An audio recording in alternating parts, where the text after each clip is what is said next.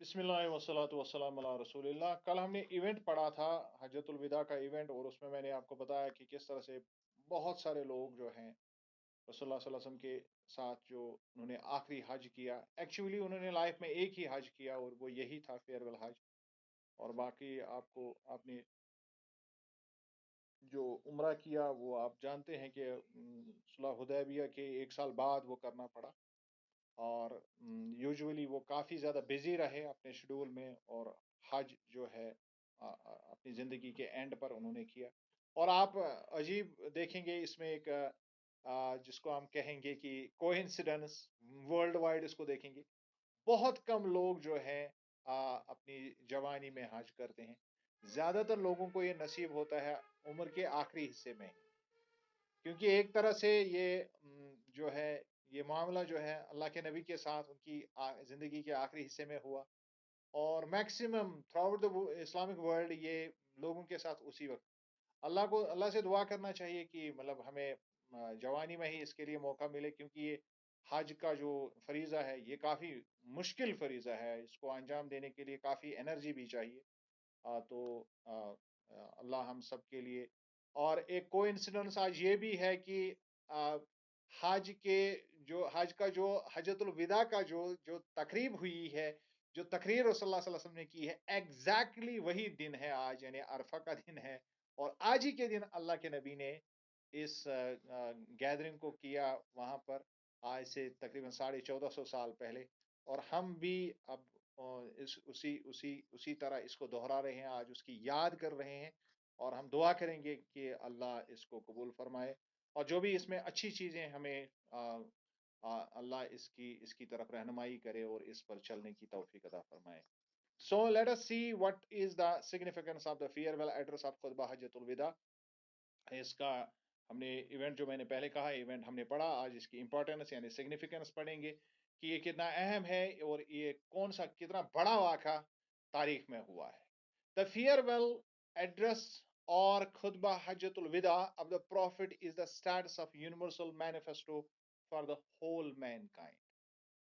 कल भी मैंने आपको ये बताया कि आलमी और आफाकी मंशूर की हैसियत रखता है ये हज्जतुल विदा का जो खुतबा अल्लाह के नबी ने दिया, यानी एक आफाकी मंशूर की हैसियत इसकी है। एक ऐसा आलमी मंशूर रसूलुल्लाह सल्लल्लाहु अलैहि वसल्लम ने इंसानियत के लिए फराहम किया जिसकी नज़ीर इससे पहले नहीं मिलती है। और जब हम हज्जतुल विदा के इस खुतबे को पढ़ते हैं, बहुत मुख्तसर अल्फाजों में बहुत ही ज़्यादा इंपॉर्टेंट चीज़ें जो इंसानियत के लिए हैं, अल्लाह के नबी ने उस दिन बातें की। The Prophet sallallahu alaihi wasallam emphasized upon justice and equality in this last sermon of his life. दो चीजें बड़ी अहम है और असल मकसद भी इस्लाम का यही है। First thing is justice and the second thing is equality. यानी दुनिया में लोग एक दूसरे के मसावी बराबर समझे जाएं। किसी को किसी के ऊपर फौकियत नहीं होनी चाहिए, और किसी को किसी के ऊपर जो है जुल्म करने की इजाजत नहीं होनी चाहिए। सोसाइटी जो है it should be based on justice, अदल इंसाफ कायम होना चाहिए। यानी समाजी बराबरी और अदल इंसाफ, ये असल में दो ऐसे पहलू हैं जिनके लिए एक मुसलमान को तगदो करनी है। बहैसियत मुसलमान, बहैसियत इस्लामिक फिलोसफी, जब हम इसको देखते हैं, खंगालते हैं, इसमें देखते हैं कि इसकी असल चीज जो है, असल क्रैक्स जो है वो क्या है, इसके कैरनल, इसकी गिरी जो इसके अंदर है वो यही है कि दुनिया में आदल इंसाफ कायम हो और मसावात हो। The Prophet spoke clearly that racial supremacy is unacceptable. जब अल्लाह के नबी ने वहां पर बात की, और इसमें कोई शक शुबा नहीं है, उसने साफ साफ अल्फाज में जो रेशल सुपरमेसी है, जिसको हम नस्ल परस्ती कहते हैं या नस्ली तासुब जो होता है, उसको उन्होंने कहा कि दुनिया में इसकी कोई गुंजाइश नहीं है। It is totally unacceptable. इसको किसी भी सूरत में इंसान बर्दाश्त नहीं कर सकता है। All human beings are equal and women have proper economic and social rights. सारे इंसान असल में बराबर हैं। और उस जमाने में जो औरतों की जो सबसे ज्यादा उनकी उनके उनके साथ ज्यादती होती थी, उसके बारे में अल्लाह के नबी ने फरमाया कि उनके यहाँ प्रॉपर इकोनॉमिक राइट्स है, उनको प्रॉपर्टी में हक दिया, उनको ان پر کوئی بھی پابندی عائد نہیں کی اس لحاظ سے کہ وہ دنیا میں ایکسل کرے، اپنی لائف اپنی مرضی سے جیے، اللہ کی تابع داری کرنے کے ساتھ ساتھ. The human rights charter of the world may be mentioned as a modern version of the farewell sermon of Prophet sallallahu alaihi wasallam. کل بھی میں نے یہ بتایا آپ کو کہ آج اگر آپ ہیومن رائٹس چارٹر، ابھی آپ جب یہ لیسن آپ سنیں گے اس کے بعد آپ گوگل پر جائے، ہیومن رائٹس چارٹر کو نکالیں اور پھر دوسری طرف خطبہ حجۃ الوداع کو آپ سامنے رکھیں، پھر دیکھیے کہ آپ کو ایگزیکٹلی جو ہے الفاظ نظر آئیں گے کہ ہیومن رائٹس چارٹر میں کیا لکھا ہوا ہے اور اللہ کے نبی نے کیا فرمایا ہے. یعنی اس کا ماڈرن ورژن آپ کو سیدھا لگے گا کہ یہ ایک اپڈیٹڈ ورژن ہے، باقی اس میں کوئی نئی بات نہیں ہے. یہ اللہ کے نبی نے 1400 سال پہلے بتا دیا ہے دنیا کو. In order to highlight the significance of the khutbah Hajjat al-Wida, some of the important points of the sermon are mentioned below. اب چونکہ ہمیں آج اس کی امپارٹنس کے بارے میں بات کرنی ہے تو ہم چند اس میں سے نکات نکالیں گے جن پر ہم بحث کریں گے کہ اس میں کس چیز کے بارے میں بات کی گئی. کل میں نے آپ کو اس کی وہ کاپی دے دی اور جو اس کا ایونٹ جو ہے اس کے بارے میں بات کی، اور اس کاپی کو آپ پھر دیکھیں گے اور اس میں جو پوائنٹس ہے آپ اس کو دیکھیں گے اور پھر آپ کو سمجھ آ جائے گا کہ دنیا کو اس کی اتنی ضرورت کیوں ہے اور کس لیے رسول اللہ نے اس چیز کو اہم سمجھا اور آخری دن پر اس کو بیان کر دیا. اور میں نے آپ کو کل یہ بات واضح طور سے سمجھائی کہ آپ صلی اللہ علیہ وسلم کی زندگی میں آخری دور میں چند ایسے واقعات ہوئے جو اصل میں اسلام کا جسٹ دنیا کے سامنے رکھتا ہے، اور جس کی پہلی بنیاد جو پڑتی ہے وہ حدیث جبریل ہے. اس کے بعد جو حدیث جبریل کے بعد جو واقعات رسول اللہ صلی اللہ علیہ وسلم کی زندگی میں شروع ہو گئے ان میں حجۃ الوداع کا یہ خطبہ بھی ہے، اور اس کے علاوہ جو ہے غدیر خم کا خطبہ ہے. جب آپ یہاں حج سے واپس آئے ایک گاؤں میں رکے جس کا نام ہے غدیر خم، یہ ایک مدینے کے قریب ایک گاؤں ہے، وہاں پر اللہ کے نبی رکے، وہاں تشریف رکھی اور وہاں پر جو ہے اپنے صحابہ جو آپ کے ساتھ تھے ان کے ساتھ کچھ باتیں کی اور وہاں نصیحت اور وصیت کی. اور اس کے بعد جب آپ صلی اللہ علیہ وسلم پھر بیمار پڑ گئے مدینے پہنچ کے، اور وہاں پر چند دن بیمار رہنے کے بعد آپ نے صحابہ سے کہا کہ مجھے ایک کاغذ دے دیجئے، میں آپ کے سامنے کچھ چیزیں رکھنا چاہوں گا. لیکن چونکہ اس وقت شدید بیماری میں مبتلا تھے تو زیادہ تر صحابہ نے یہ رائے دی کہ ان کو تکلیف ہوگی، تو اس کو حدیث کرداس کہتے ہیں. تو اس سے پتا چلتا ہے کہ آنے والا سنیریو جو تھا اسلام میں وہ کس طرح کا ہو جانے والا تھا. یہ اللہ کے نبی نے ظاہر کر دیا ان چند ایک ایونٹس میں، اور یہ ساری باتیں جب انسان سمجھتا ہے تو اس کو بہت کچھ سمجھ آ جاتا ہے اسلام کے بارے میں. So number one point that was stressed in khutbah of Prophet sallallahu alaihi wasallam at this very ceremony، جب یہ حجۃ الوداع کا یہ موقع آیا اس وقت جو پہلی چیز پر جس پر آپ صلی اللہ علیہ وسلم نے بہت زیادہ جس کو ہم کہتے ہیں کہ امپورٹنٹ سمجھا اور یہ سب سے پہلے لوگوں کو فرمایا، that was Prophet explained the basic element of faith. یعنی جو بنیادی طور پر جو عقیدہ ہے اس پر بات کی، ایمان پر بات کی. Prophet explained the basic elements of Islamic faith. ایمان کو لوگوں کو سمجھایا کہ ایمان کیا ہے. And Prophet explained that Tawheed, that is oneness of Allah, is the basis of Islamic faith, and believing in prophethood of Muhammad sallallahu alaihi wasallam is equally important.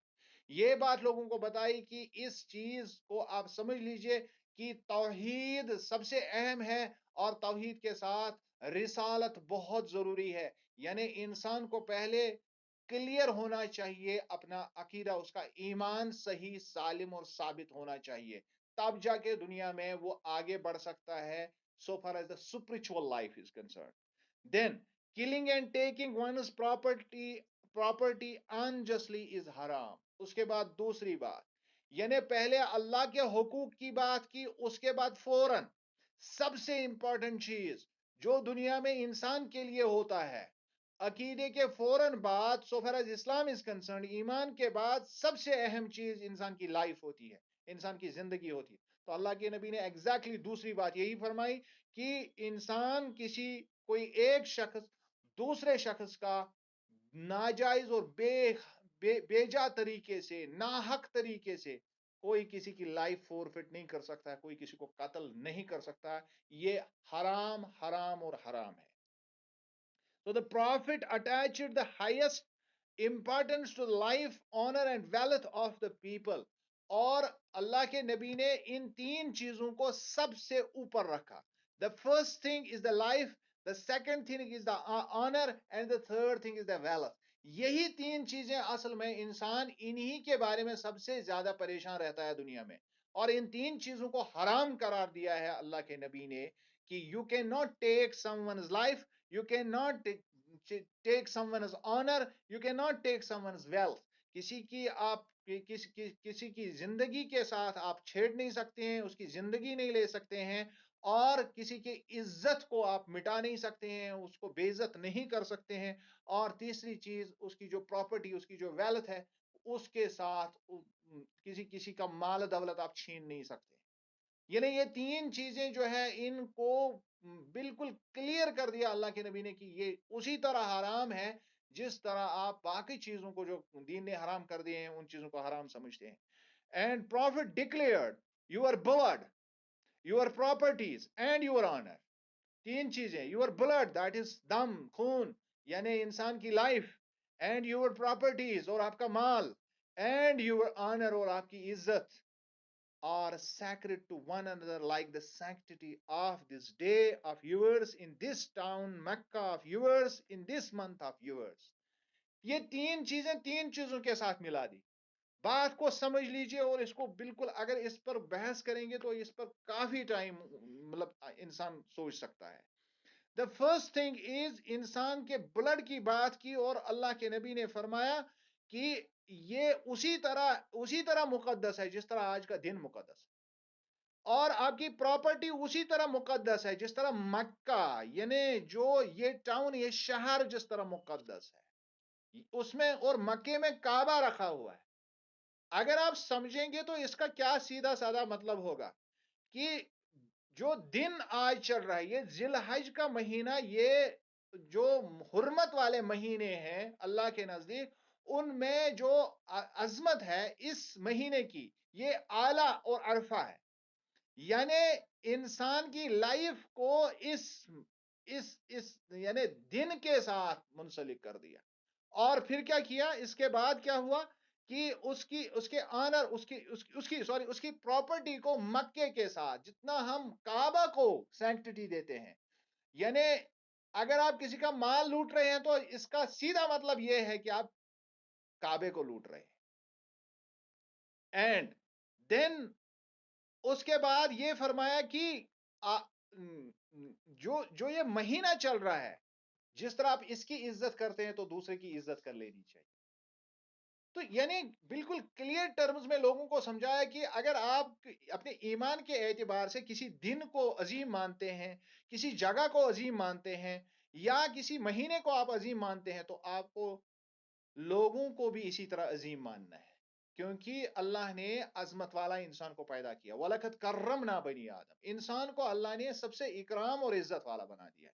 تو بے حق نہ آپ اس کی لائف لے سکتے ہیں, نہ آپ اس کی عزت کو داؤ پر لگا سکتے ہیں, نہ آپ اس کی پراپرٹی چھین سکتے ہیں.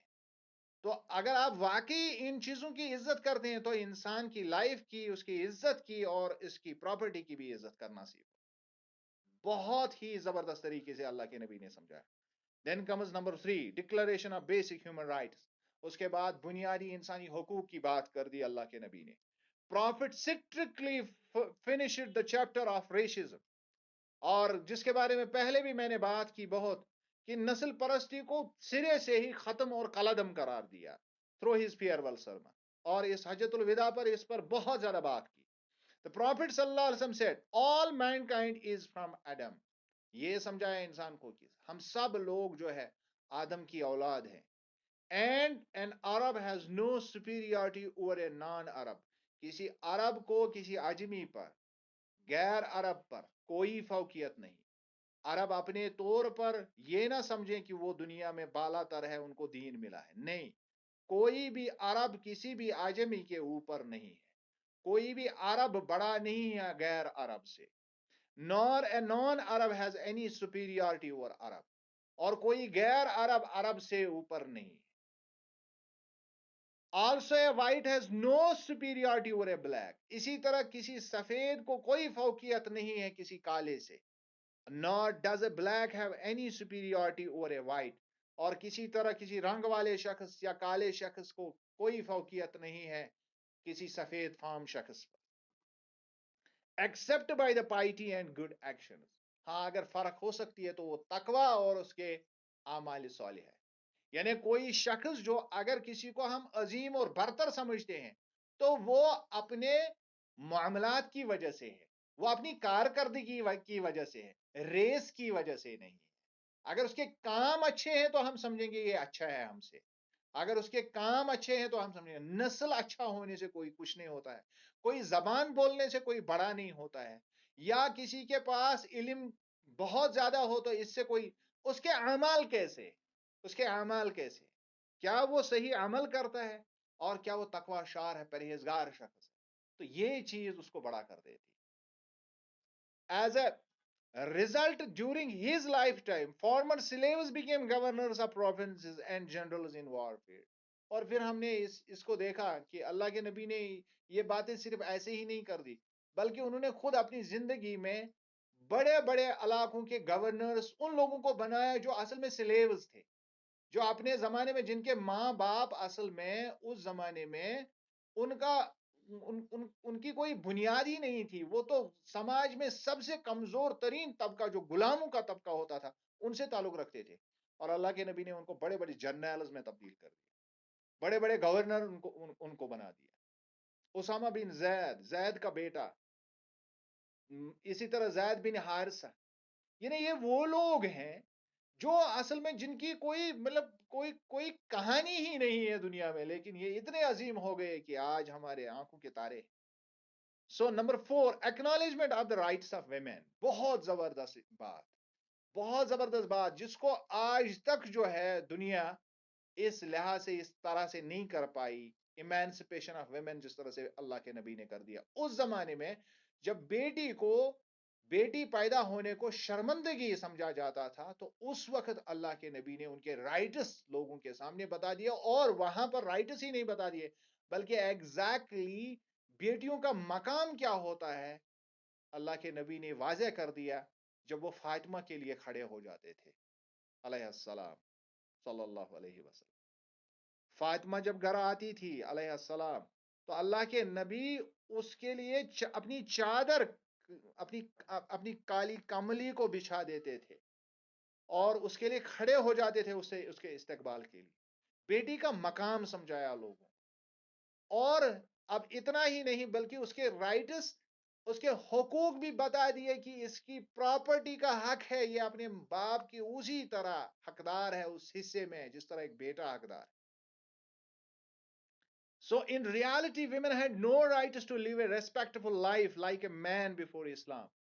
جس طرح ایک آدمی زندگی گزارتا تھا, ایک آزادانہ زندگی گزارتا تھا, ایک عزت دار کی طرح زندگی گزارتا تھا, عورتوں کے لیے ایسا کچھ نہیں تھا عرب سوسائٹی میں. اللہ کے نبی آئے اور انہوں نے کیا کیا, prophet restore the dignity of women through the farewell sermon, اور جو ان کا عزت اور وقار جو ہے عورتوں کا اس کو بحال کر دیا, نہ صرف اپنی لائف میں بلکہ جب فیئر ویل سرمن آیا, جب حجۃ الوداع کے موقع پر آپ نے تقریر کی تو وہاں پر ان کی بھی بات کر دی. اور کیا فرمایا اللہ کے نبی نے, he said, oh people, it is true that you have certain rights with regard to your women. لوگوں یہ یاد رکھو, یہ صحیح ہے کہ اللہ نے آپ کو کچھ حقوق دیے ہیں, عورتوں کے بارے میں آپ کو کچھ حقوق دیے ہیں اللہ نے, لیکن یاد رکھو but they also have rights over you. لیکن یہ بھی یاد رکھو اپنے حقوق کو ہی ہمیشہ سامنے مت رکھو, اللہ نے ان کے بھی آپ پر حقوق رکھے ہیں, آپ کو بھی ان کے کچھ حق ادا کرنے ہیں. if they abide by your rights, اب اگر وہ آپ کے حقوق کی پاسداری کرتے ہیں, پابندی کرتی ہیں, then to them belongs the rights to be fed and clothed in kindness. اب دیکھیے اللہ کے نبی یہ کہتے اس وقت کی ان کے بھی رائٹس پورے کر دو, لیکن کچھ باتیں واضح کر دی. اور شاید آپ میری سب آپ میری بیٹیاں ہو تو یہ چیز آپ کو بہت زبردست لگے گی کہ جب میں اس کو آپ کو سمجھانے کی کوشش کروں گا کہ اللہ کے نبی نے وہ نبض، وہ رگ اصل میں پکڑ لی. عورت کو پراپرٹی کے ساتھ اتنا زیادہ لگاؤ نہیں ہوتا ہے جتنا ان دو چیزوں کے ساتھ ہوتا ہے. آپ یہ مانے، مطلب یہ نفس جو ہے انسان کا، یہ عورتوں کے اندر کی بات ہے اصل. ان کو بہت کم پریشانی ہوتی ہے کہ ہمارے گھر میں مطلب کتنی زمین ہے، کتنی جائیداد ہے، کتنی پراپرٹی ہے. اس کو اس سے بہت کم لینا دینا ہوتا ہے. اور بنیادی چیز جس سے وہ اٹریکٹ ہوتی ہے، وہ ہوتی ہے وہ کپڑوں کے بارے میں بہت شوقین ہوتی ہے، کھانے پینے کی چیزوں کے بارے میں بہت شوقین ہوتی ہے، اور اسی طرح جو بناؤ سنگار کی چیزیں ہوتی ہیں ان کے بارے میں وہ زیادہ سوچتی ہے. تو اللہ کے نبی نے ایگزیکٹلی وہی باتیں کر دی کہ ان کے لیے، یعنی مرد کو سمجھا دیا کہ عورت کو خوش رہنے کے لیے آپ کو بہت کچھ نہیں کرنا ہے، بس تھوڑا سا آپ خیال رکھیں ان کا. ایک ان کے لباس کا خیال رکھیں، ان کی زیب و زینت کا خیال رکھیں، اور دوسرا ان کے کھانے پینے کا خیال رکھیں. تو یہ کافی ہے ان کے لیے، یہ سیٹسفائی ہو جاتی ہے. ان کی نیڈز بہت کم ہوتی ہے، ان کی ضرورتیں بہت کم. I am not degrading any women by talking about these things. اصل میں عورت کا ایک مائنڈ سیٹ ہوتا ہے اس چیز کا. ایک مائنڈ سیٹ ہوتا ہے، چاہے گھر میں کوئی چیز ہو یا نہ ہو، اس کے کپڑے اچھے ہونے چاہیے، اس کا کھانا پینا ٹھیک ڈھنگ سے ہونا چاہیے. اور اگر یہ ہے تو وہ خوش رہتی ہے. دیٹ از واٹ پروفٹ صلی اللہ علیہ وسلم سیڈ. حالانکہ انہوں نے بات کی کہ اس کے اپنے پورے کے پورے رائٹس ہیں، لیکن یہ بات خاص زور دے کے اللہ کے نبی نے فرمائی کہ ان دو چیزوں کا بنیادی طور پر خیال رکھا جائے. So do treat your women well and be kind to them. اور پھر اور دو باتیں کر کہ ان کے ساتھ اچھائی کا سلوک کرو اور ان کے ساتھ بہت مہربان. کیونکہ بہت دفعہ جو ہے عورت سیٹسفائی ہو جاتی، وہ اپنے نیڈز کو بھی، جس کی طرف وہ زیادہ مائل ہوتی ہے، جو میں نے دو چیزیں بتائی. اگر بہت کائنڈ ہارٹڈ مین عورت کو ملتا ہے تو وہ کچھ بھی کرنے کر گزرنے کو تیار ہو جاتی ہے، اور اس کو پھر یہ چیزیں بھی نہیں لباتی ہے. وہ ان چیزوں کو بھی امپورٹنس نہیں دیتی ہے. اگر کوئی عزت کرنے والا، کوئی مہربان اس کو ساتھی مل جاتا ہے. سو پرافٹ صلی اللہ علیہ وسلم ایکچولی اس کی طرف بھی اشارہ کیا. For they are your partners and committed helpers. اور دو چیزوں کا پھر ذکر کیا اللہ کے نبی نے کہ وہ آپ کے پارٹنرز، وہ آپ کے اسپاؤسز ہیں، وہ شریک حیات ہیں آپ کے. آپ ان کو اپنا پارٹنر سمجھ لیجیے. They are your partners of life. وہ گاڑی کے دو پہیے انہی کے ہیں. اور اتنا ہی نہیں بلکہ دے آر کمیٹڈ ہیلپ. وہ پرعزم مددگار ہے انسان. ہمیشہ جب دیکھا گیا ہے تاریخ میں، کوئی بھی شخص بڑا اگر ہوا ہے، بڑا اگر بنا ہے، اس نے دنیا میں کوئی جھنڈا اگر گاڑ دیا ہے تو اس کے پیچھے کوئی نہ کوئی عورت ہوتی ہے، یا ماں ہوتی ہے، یا بہن ہوتی ہے، یا بیٹی ہوتی ہے. کوئی نہ کوئی عورت اس کے پیچھے ہوتی ہے جس نے اس کا حوصلہ بڑھایا ہوتا ہے. دس از اے فیکٹ. اور اس چیز کی طرف اللہ کے نبی نے بالکل کلیئر اشارہ کیا کہ وہ آپ کے مددگار ہو سکتے ہیں. If you want excel in the world, be respectful to the women. اور اگر ان کا ہیلپ آپ کو مل گیا تو آپ کہیں بھی پہنچ جائے گی. بٹوین دا لائنز یہی باتیں بتائی اللہ کے نبی صلی اللہ علیہ وسلم. Then number 5، emphasis on following Quran and Sunnah. اور اس کے بعد فرمایا کہ جو میں نے پیچھے چیزیں چھوڑی ہے آپ میں، اور اس میں اللہ کی کتاب ہے اور میری ساری لائف ہے، تو ایسے ہی عمل کرتے جاؤ تو آپ کو کامیابی ملے گی. Prophet reiterated. اب یہاں پر یہ بھی دیکھنے کی ضرورت ہے کہ جس چیز کو ہم آج سب سے آگے رکھتے ہیں، یعنی what to follow and what not to follow, وہ اللہ کے نبی نے ان باتوں کو پیچھے کر دیا، اور جن باتوں کو ہم چھوڑ رہے ہیں ان باتوں کو سامنے رکھا. یہاں پر بھی ان کی حکمت سمجھ آ جاتی ہے کہ آگے چل کر لوگ جو مین چیزیں ہیں ان کو بھول جائیں گے، اور جو جن کو ہم کہتے ہیں کہ جو اس طرح سے جو ریچولسٹک جو ایسپیکٹ ہے مذہب کا، وہ تو رہ جائے گا لوگوں میں، لیکن جو اس کا پریکٹیکل ایسپیکٹ ہے وہ کمزور ہو جائے گا. اسی وجہ سے اللہ کے نبی نے ایمان کے فوراً بعد ایکچولی معاملات کے بارے میں بات کر دی، معاملات کو سکھایا، اور اس کے بعد جو ہے دین کو رکھا. سو پروفٹ ریٹریٹڈ آئی leave behind me two things. میں نے پیچھے دو چیزیں چھوڑی، قرآن اینڈ مائی ایگزامپل. میں اور قرآن، یعنی آپ صلی اللہ علیہ وسلم کی اپنی زندگی جس کو ہم سننا کہتے ہیں، وہ اور قرآن میں نے آپ کے لیے چھوڑا. If you follow these you will never go astray. اگر آپ ان کی اطاعت کرو گے، ان دو چیزوں پر آپ کاربند رہو گے، تو آپ کبھی گمراہ نہیں ہوگے. Then he ordered Muslims behaving good with slaves. اس کے بعد غلاموں، اس زمانے میں غلام ہوا کرتے تھے، غلاموں کے بارے میں ان کے بارے میں بات کر دی. ٹیکنگ کیئر آف دیم، اور کہا کہ ان کا خاص خیال رکھے. Giving them what the owner eat and clothing them what the owner wear. اب ایک غلام جو ہے اس کو ایک باوقار زندگی گزارنے کے لیے کیا چاہیے؟ اگر اس کا مالک اس کو اپنے برابر سمجھتا ہے تو پھر وہ اپنے آپ کو غلام تصور نہیں کرتا. یعنی کم از کم اس کو ایک سائیکولوجیکل سپورٹ ملتا ہے کہ جو کپڑا اس کا مالک پہنا ہوا ہے وہی غلام بھی پہنا ہوا ہے. جو کھانا اس کا مالک کھا رہا ہے تو وہی. یہ نہیں کہ گھر میں کوئی ہمارے نوکر آج ہوتا ہے تو ہم گھر میں جو جو بھی ہمیں مرضی آتی ہے وہ کھاتے ہیں، اور جو پھر بچا کھچا ہوتا ہے اس کو کھلاتے ہیں. اس سے منع فرمایا اللہ کے نبی. اور وہ ریگس میں ہوتا ہے، اس کے پھٹے پرانے کپڑے ہوتے ہیں، اور ہم پتہ نہیں کیا کیا پہنتے ہیں. تو دس از ویری ویری امپورٹنٹ کہ ان چیزوں کا، ان باتوں کا خیال رکھے. کیوں؟ کیونکہ انسانیت اصل میں برابر ہے. یہ سٹیٹس، منی کا سٹیٹس کوئی سٹیٹس نہیں ہے اللہ کے ساتھ. اللہ نے اصل میں ہمیں سٹیٹس دیا ہے اپنی روح. ہماری سٹیٹس ہمارے اندر کا اصل جو ہے وہ اصل ہے، باہر کچھ نہیں. So the sermon is a perfect road to establish peace and harmony in society. اور اب اگر اس واضح نصیحت کو ہم دیکھیں گے جو اللہ کے نبی نے یہ سرمن دیا، یہ خطبہ دیا، تو یہ اصل میں سوسائٹی کو پیس اور ہارمنی، جس کو ہم امن و آشتی کہتے ہیں، اس میں تبدیل کرنے کے لیے ایک بالکل ایک راستہ ہے.